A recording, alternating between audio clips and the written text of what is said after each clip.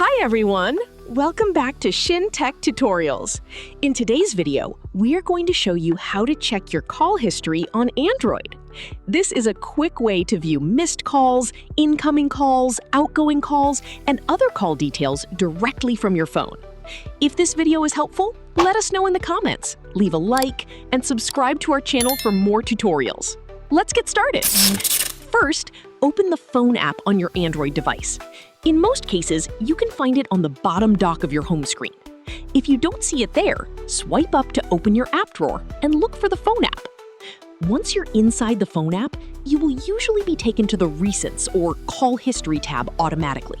Here, you can see a complete list of your recent calls.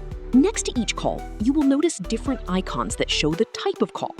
Incoming calls, outgoing calls, and missed calls each have their own symbol, making it easy to identify them at a glance. If you want to see more details about a specific call, tap on the contact or phone number and then select the Information or Details option. From there, you can check the date and time of the call, how long the conversation lasted, and other useful information. That's all there is to it. Android makes it easy to review your call history and check important details whenever you need them. And that's it.